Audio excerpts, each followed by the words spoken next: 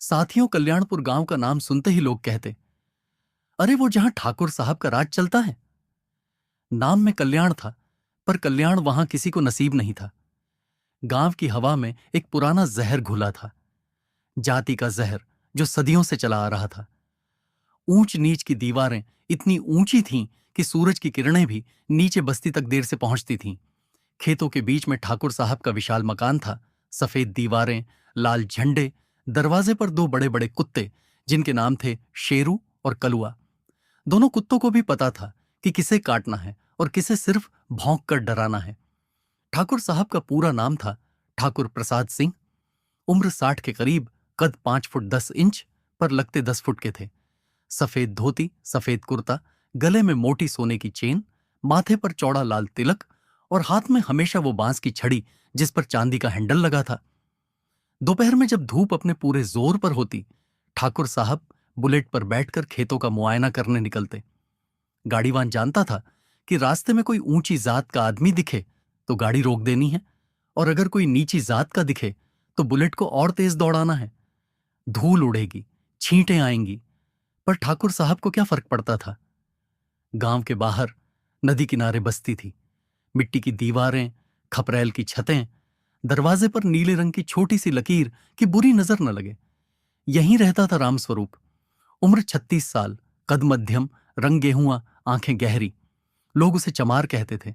वो जूते सीता था, सुबह से शाम तक चमड़ा कूटता, रात को लालटेन की मध्यम रोशनी में सुई धागा चलाता। उसकी झोपड़ी में 3 बच्चे थे। सबसे बड़ा छोटू 8 साल का, फिर गुड़िया 6 साल की, और सबसे छोटा मुन्ना 4 साल का।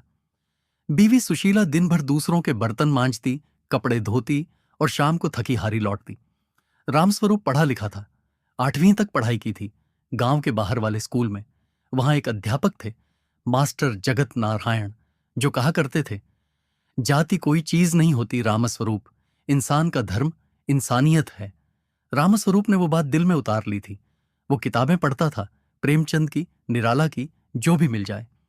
रात को लालटेन बुझाने से पहले वह बच्चों को सुनाता, देखो, एक दिन हम भी अच्छे कपड़े पहनेंगे, अच्छा घर होगा, तुम लोग बड़ा स्कूल जाओगे।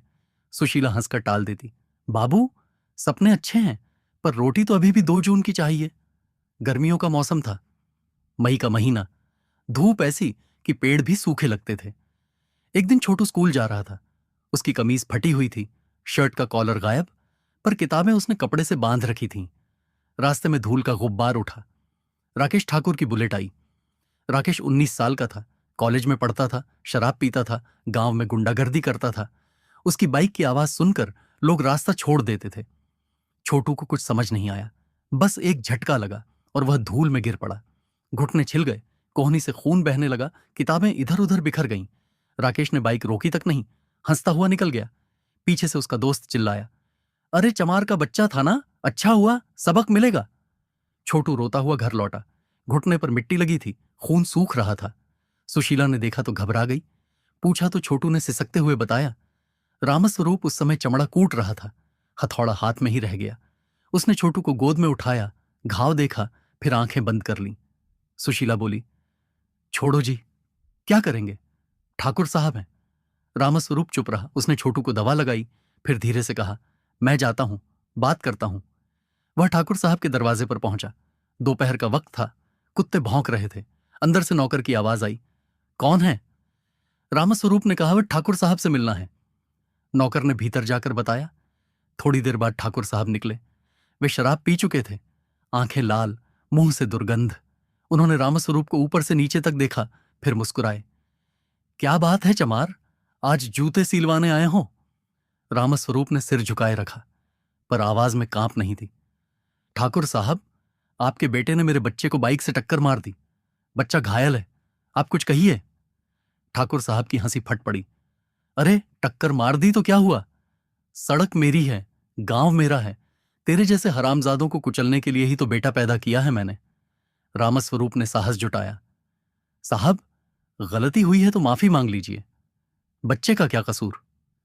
ठाकुर साहब का चेहरा एकदम से बदल गया। उन्होंने छड़ी उठाई और रामस्वरूप के कंधे पर दे मारी। पहला वार इतना जोर से था कि रामस्वरूप लड़खड़ा गया, फिर दूसरा, तीसरा। छड़ी हवा काटती हुई आती और शरीर पर पड़ती। रामस्वरूप ने हाथ से बचाव करने की कोशिश की, पर छड़ी हाथ पर पड़ी तो उंगलियां सूज गईं। वह पीछे हटने लगा। ठाकुर साहब आगे बढ़ते गए। हरामजादे, औकात में रह, चमार की औलाद, मुझे सिखाएगा? आसपास लोग इकट्ठा हो गए थे। कोई कुछ नहीं बोला। सब जानते थे कि बोलने वाला खुद जल जाएगा। रामस्वरूप जमीन पर गिर पड़ा। उसका मुंह लहूलुहान, एक दांत टूटकर बाहर आ गया। होंठ फट गए, खून की धारा बह रही थी। ठाकुर साहब अभी भी छड़ी चला रहे थे।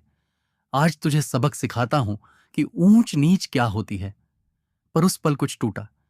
सदियों से दबाया गया गुस्सा, सदियों से पीसा गया आत्मसम्मान, वह सब एक साथ बाहर आया। रामस्वरूप ने अचानक छड़ी पकड़ ली, एक झटका मारा। छड़ी उसके हाथ में आ गई। ठाकुर साहब चौंके।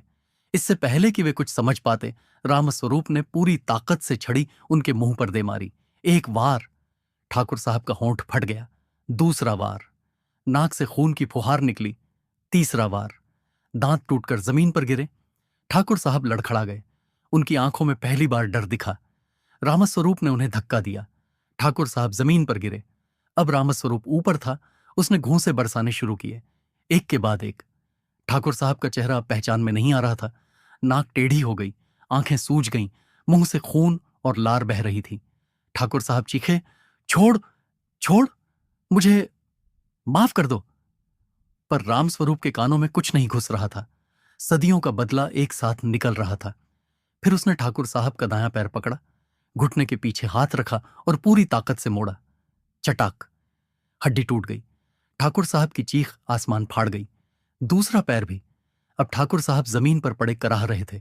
उनके पैर अस्वाभाविक कोण पर मुड़े हुए थे। मुंह से खून की उल्टियां हो रही थीं। घमंड का राजा अब सिर्फ दर्द का गुलाम था। रामस्वरूप खड़ा हो गया। उसका चेहरा खून से सना था, पर आंखें शांत। उसने नीचे देखा। ठाकुर साहब रो रहे थे। वह धीरे से बोला, ठाकुर साहब, आज से याद रखना, इंसान का खून सबका एक ही रंग का होता है। फिर वह मुड़ा और चल दिया। पीछे ठाकुर साहब की कराहट गूंज रही थी। कोई उनके पास नहीं गया। सब डरे हुए थे। सूरज डूबने लगा था, आकाश खून जैसा लाल। रात को रामस्वरूप घर लौटा। सुशीला ने उसे देखा तो चीख पड़ी। बच्चे डर गए। उसने चुपचाप अपना मुंह धोया। टूटे होंठ से खून अब भी रिस रहा था। सुशीला रोते हुए बोली, अब क्या होगा? वो हमें जिंदा नहीं छोड़ेंगे। रामस्वरूप ने उसे गले लगाया, बोला, आज के बाद कोई हमें चमार नहीं कहेगा। आज से हम इंसान हैं। बाहर पुलिस की जीप आई। ठाकुर साहब के गुर्गों ने केस लिखवाया था। रामस्वरूप को पकड़ा गया। हाथ खड़ी लगी। जब वह गांव से निकल रहा था, बस्ती के लोग बाहर निकल आए। औरतें, बच्चे, बूढ़े। कोई कुछ नहीं बोला, बस सिर झुकाए खड़े रहे, जैसे कोई राजा जा रहा हो। जेल में मुकदमा चला। ठाकुर साहब के वकील ने पूरी ताकत लगाई। रामस्वरूप को उम्र कैद हुई। पर गांव में कहानी बदल गई। लोग फुसफुसाते, रामस्वरूप ने ठाकुर का घमंड तोड़ दिया। बच्चे खेलते तो कहते, मैं रामस्वरूप, तू ठाकुर। और ठाकुर को हमेशा हार माननी पड़ती। ठाकुर साहब आज भी जिंदा हैं, व्हील चेयर पर, मुंह टेढ़ा, आवाज लड़खड़ाती। रात को नींद में चीखते हैं, वो चमार, वो चमार आ रहा है। नौकर डर के मारे भाग जाते हैं। राकेश अब गांव कम आता है। उसकी बुलेट अब धीरे चलती है। और बस्ती में नई पीढ़ी बड़ी हो रही है। जब माएं बच्चों को सुलाती हैं तो रामायण नहीं सुनाती। वे धीरे धीरे रामस्वरूप की कहानी सुनाती हैं कि एक दिन एक चमार ने ठाकुर का मुंह तोड़ दिया था, कि घमंड का सूरज हमेशा के लिए डूब गया था।